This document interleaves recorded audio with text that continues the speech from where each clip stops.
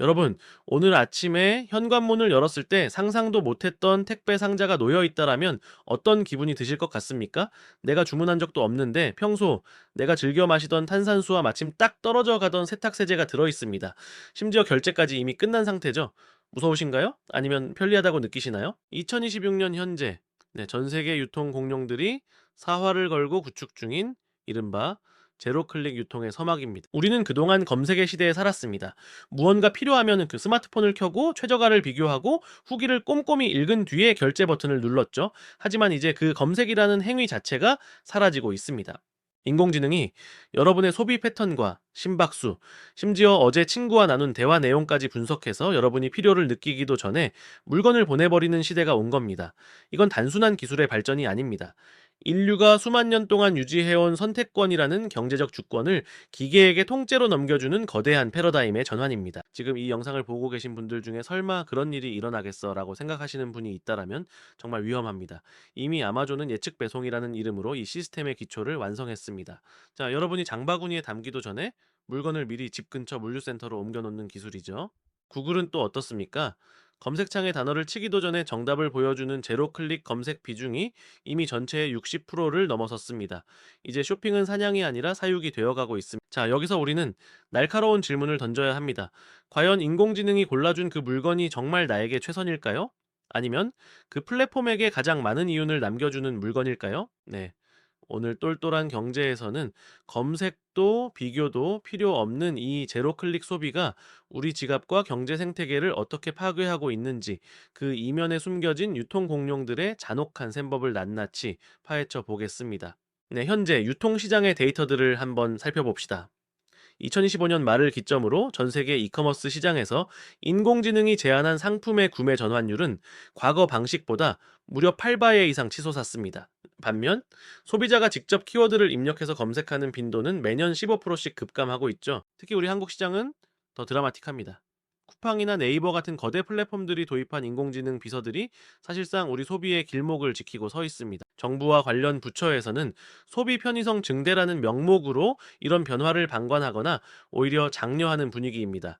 혁신이라는 이름 아래 규제를 풀고 기업들이 데이터를 마음껏 주무를 수 있게 판을 깔아줬죠. 그들이 내세우는 변명은 늘 똑같습니다. 바쁜 현대인들의 시간을 아껴주고 불필요한 탐색 비용을 줄여서 경제 전체의 효율성을 높인다는 논리입니다. 하지만 여러분, 세상에 공짜 점심은 없습니다. 편리함이라는 달콤한 사탕 뒤에는 무시무시한 대가가 숨어 있습니다. 진짜 문제는 여기서부터 시작됩니다. 제로 클릭 시스템이 안착하면 시장의 경쟁이라는 개념 자체가 증발해버립니다. 과거에는 품질이 좋고 가격이 저렴한 신규 브랜드가 나오면 소비자들이 검색을 통해 찾아내고 선택할 기회가 있었습니다. 하지만 인공지능이 모든 결정을 대신하는 세상에서는 플랫폼의 간택을 받지 못한 기업은 아예 존재하지 않는 회사가 됩니다. 일종의 디지털 가두리 양식장이 만들어지는 셈입니다. 여러분은 인공지능이 정말 객관적일 거라고 믿으시나요? 절대 그렇지 않습니다. 플랫폼 알고리즘의 최우선 순위는 여러분의 만족이 아니라 플랫폼의 이익 극대화입니다. 자기네 자체 브랜드 상품이나 광고비를 더 많이 낸 업체의 물건을 마치 여러분에게 딱 맞는 맞춤형 제안인 것처럼 포장해서 보내주는 것이죠. 이건 고도의 가스라이팅과 다를 바 없습니다. 소비자는 자기가 주도적으로 선택했다고 착각하지만 사실은 정해진 시나리오대로 움직이는 꼭두각시가 되어가고 있는 겁니다. 더 소름 돋는 사실은 이 과정에서 발생하는 모럴 해저드입니다. 기업들은 이제 더 이상 제품의 질을 높이는데 목을 매지 않습니다. 대신 어떻게 하면 인공지능 알고리즘에 눈에 들 것인지, 어떻게 하면은 소비자의 무의식을 조종해서 반품을 귀찮게 여길 정도의 적당한 쓰레기를 팔 것인지에 집중합니다. 70조 원 규모에 달하는 한국의 이커머스 시장이 거대 플랫폼들의 놀이터로 변질되면서 중소제조사들은 플랫폼의 하청기지로 전락하고 있습니다. 스마트머니라고 불리는 글로벌 투자자들의 움직임을 보십시오. 그들은 이미 코리아 디스카운트의 원인을 단순히 지정학적 리스크에서만 찾지 않습니다. 한국 경제의 소비 구조가 몇몇 플랫폼에 종속되어 역동성을 잃어가는 구조적 모순을 지적하고 있습니다. 플랫폼이 통제하는 경제는 겉으로는 효율적으로 보이지만 내부적으로는 혁신의 씨가 마르고 좀비 기업들만 연명하게 만드는 토양이 됩니다. 도대체 왜 이런 일이 벌어지게 된 걸까요? 우리가 언제부터 이렇게 편리함의 노예가 된 걸까요? 이 비극의 씨앗은 사실 멀지 않은 과거에 심어졌습니다.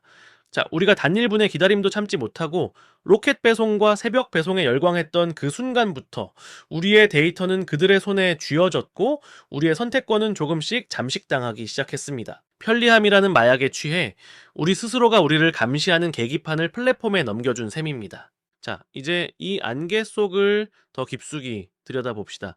이 제로 클릭의 공포가 단순한 유통의 변화를 넘어 우리 사회의 근간인 자본주의를 어떻게 비틀고 있는지 그 뿌리 깊은 원인을 하나씩 추적해 봐야겠습니다. 여러분, 이게 단순한 기술 트렌드라고 생각하신다면 지금 당장 그 생각을 버리셔야 합니다. 이건 보이지 않는 손이 인공지능의 손으로 대체되는 우리 생애 가장 위험한 경제적 실험이니까요. 자, 이제 조금 더 깊은 곳으로 들어가 봅시다. 도대체 우리는 언제부터 이렇게 플랫폼이 떠먹여주는 정보에 길들여진 걸까요? 이 현상의 뿌리를 추적해 보면 우리가 가장 편하다고 느꼈던 구독 경제라는 이름의 덫이 보입니다. 여러분, 월 5,000원, 9,000원씩 내면서 사용하시는 각종 멤버십 서비스들 기억하시죠? 처음엔 배송비 아끼려고 혹은 영상 좀 보려고 가입했을 겁니다. 그런데 그 소액의 월회비가 사실은 여러분의 모든 취향과 동선을 파악하는 입장권이었다는 사실을 알고 계셨습니까? 플랫폼 기업들은 지난 몇 년간 수십조 원의 적자를 감수하면서까지 여러분의 데이터를 수집했습니다. 여러분이 몇 시에 퇴근하는지, 비가 오는 날엔 어떤 음식을 주문하는지, 심지어 연인과 헤어졌을 때 어떤 음악을 듣는지까지 그들은 알고 있습니다. 이 방대한 데이터가 쌓여서 만들어진 것이 바로 2026년 현재 우리를 지배하고 있는 제로 클릭 알고리즘의 본체입니다. 이건 단순한 추천 시스템이 아닙니다. 자, 여러분의 뇌 구조를 디지털로 복제한 디지털 트윈이 그들의 서버 안에서 여러분보다 먼저 배고픔을 느끼고 여러분보다 먼저 소비 욕구를 생성하고 있는 겁니다. 여기서 아주 무서운 경제적 메커니즘이 작동합니다. 바로 경로 의존성이라는 겁니다. 한번 인공지능이 제안하는 편리함의 맛을 들이면 인간은 스스로 생각하고 판단하는 능력을 퇴화시킵니다. 마치 내비게이션 없이는 집 앞 시장도 못 찾아가는 운전자처럼 말이죠. 유통 공룡들은 바로 이 점을 노렸습니다. 여러분이 가격 비교를 귀찮아하게 만들고 다른 대안을 찾아볼 의지조차 꺾어버리는 겁니다. 그렇게 되면 플랫폼은 독점적인 지위를 이용해 가격을 야금야금 올리기 시작합니다. 이미 미국과 유럽에서는 아마존이 알고리즘을 이용해 교묘하게 가격을 인상했다는 비판이 쏟아지고 있습니다. 한국도 예외는 아니죠. 분명 최저가라고 믿고 샀는데 나중에 알고 보니 다른 사이트보다 20%나 비싸게 샀던 경험 다들 한두 번씩은 있으실 겁니다. 그게 바로 제로 클릭이 만드는 착시 현상의 시작입니다. 자, 여기서 우리는 공급자들의 입장을 한번 생각해 봐야 합니다. 여러분이 자주 쓰시는 중소기업 제품들 혹은 동네 소상공인들의 물건들이 과연 이 제로 클릭 시스템에서 살아남을 수 있을까요? 천만의 말씀입니다. 이 시스템은 철저하게 강자 독식의 구조입니다. 인공지능은 검증되지 않은 신제품보다는 이미 많이 팔린 제품 혹은 플랫폼에게 높은 수수료를 주는 제품을 우선적으로 선택합니다. 새로운 아이디어로 승부하려는 청년 창업가나 장인 정신으로 물건을 만드는 중소기업들은 이제 소비자에게 노출될 기회조차 박탈당합니다. 검색창에서 밀려나는 게 아니라 아예 인공지능의 선택지에서 삭제되는 겁니다. 과거 둔촌주공 사태나 레고랜드 사태처럼 우리 경제를 뒤흔들었던 굵직한 사건들은 눈에 보이는 지표로 나타났습니다. 하지만 지금 벌어지고 있는 제로 클릭 유통의 습격은 소리 없이 조용합니다. 우리 지갑에서 매달 빠져나가는 멤버십 비용, 그리고 나도 모르게 결제되는 자동 주문 건들이 모여서 거대한 대매 균열을 만들고 있습니다. 가계부채가 1900조 원을 돌파하고 실질 소득은 제자리 걸음인 이 상황에서 인공지능이 유도하는 과소비는 우리 가계 경제에 치명적인 독약이 될 수밖에 없습니다. 실제로 최근 조사에 따르면 인공지능 추천 기반의 쇼핑을 주로 이용하는 가구가 직접 검색해서 구매하는 가구보다 한 달 평균 25만 원 이상의 지출을 더하는 것으로 나타났습니다. 이 중 40%는 사실 당장 필요하지 않은 물건이었죠. 편리함이라는 이름의 진통제가 우리 경제 체력이 고갈되는 통증을 마비시키고 있는 겁니다. 플랫폼 기업들은 이걸 혁신이라고 부르지만 냉정하게 말하면은 이건 소비자의 무의식을 해킹해서 털어가는 디지털 약탈입니다. 해외의 사례를 보면 더 명확해집니다. 2010년대 후반 스웨덴의 한 핀테크 기업은 소비자의 구매 패턴을 분석해서 자동으로 결제까지 이어지는 서비스를 도입했다가 큰 사회적 파장을 일으켰습니다. 특히 청년층의 연체율이 급등하면서 국가적인 문제가 됐죠. 왜일까요?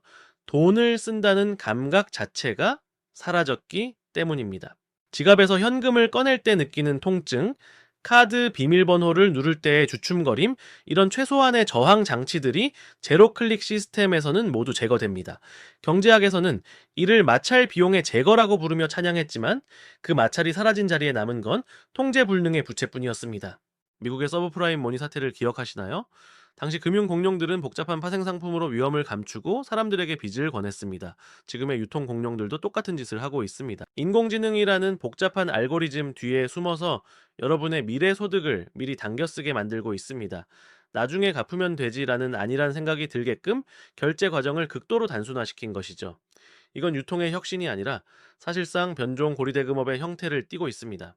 여러분, 이쯤 되면은 이런 생각이 드실 겁니다. 그럼 도대체 어떻게 해야 하나? 다 끊고 산속으로 들어가야 하나? 아닙니다. 우리는 기계와 싸울 것이 아니라 기계를 이용하는 자들의 탐욕과 싸워야 합니다. 그리고 그 싸움의 시작은 바로 인식의 전환입니다. 내가 지금 이 물건을 왜 샀지? 이게 정말 나에게 필요해서 산 걸까? 아니면 인공지능이 내 눈앞에 들이밀어서 홀린 듯 결제한 걸까? 이 질문을 던지는 순간 여러분은 플랫폼의 가두리, 양식장에서 탈출할 수 있는 첫 번째 열쇠를 쥐게 되는 겁니다. 자, 이제 우리는 이 위기를 기회로 바꿀 구체적인 전략을 짜야 합니다. 자, 유통 공룡들이 짜놓은 판에서 놀아나지 않고 오히려 그들의 기술을 이용해 우리의 자산을 지키는 법 말이죠. 자, 2026년 대전환의 시대를 살아가는 우리가 반드시 체크해야 할 경제 계기판 5개명과 구체적인 액션 플랜을 지금 바로 공개하겠습니다. 정신 바짝 차리셔야 합니다. 지금부터 말씀드리는 내용은 여러분의 계좌 잔고를 지켜줄 최후의 방어선이 될 테니까요. 자, 이제 여러분의 그 지갑을 지키는 가장 강력한 방패, 네, 똘똘한 경제만의 개인 경제 계기판, 이제 5가지 지표를 이제 설정해 드리겠습니다.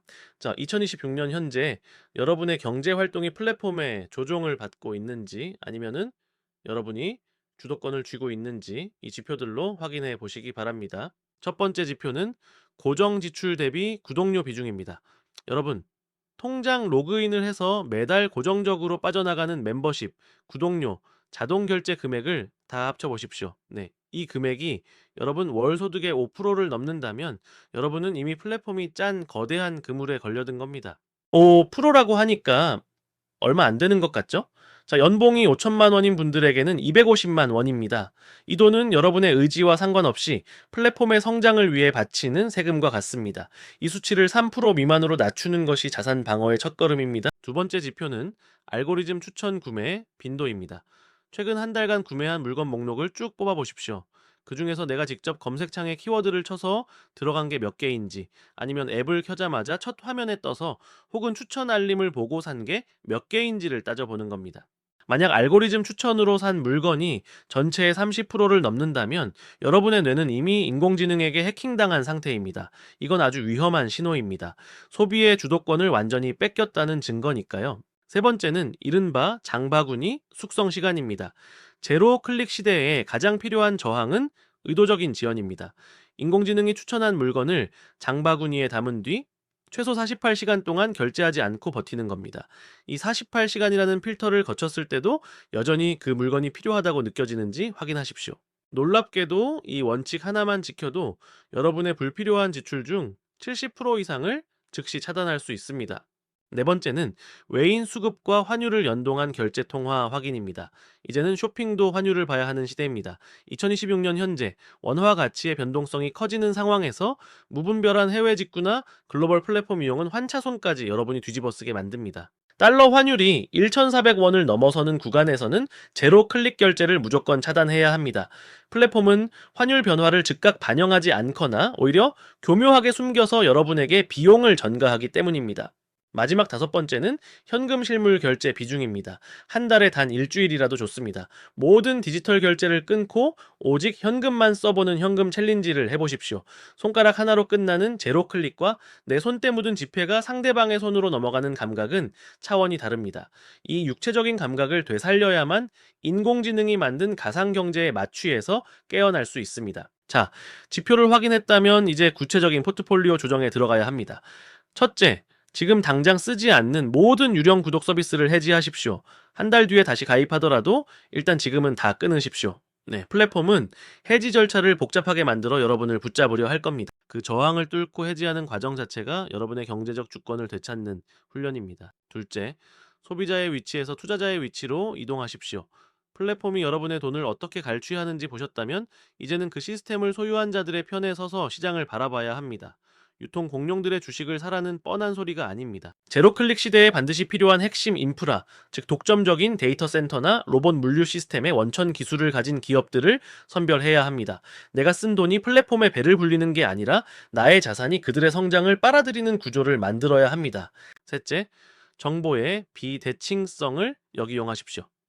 플랫폼이 주는 정보만 보지 말고 발품을 팔아 오프라인 시장이나 생산자 직거래 망을 확보해야 합니다. 인공지능이 결코 도달할 수 없는 영역, 바로 사람과 사람 사이의 신뢰가 담긴 로컬 경제에 여러분의 자산 일부를 배분하십시오. 이건 단순한 소비가 아니라 거대 플랫폼 권력에 대항하는 일종의 분산 투자입니다. 여러분, 2026년의 경제 위기는 과거처럼 은행이 문을 닫거나 공장이 멈추는 방식으로 오지 않습니다. 우리도 모르는 사이에 서서히 편리함이라는 독약에 중독되어 우리 지갑이 텅 비어가는 방식으로 찾아옵니다. 하지만 위기는 곧 기회입니다.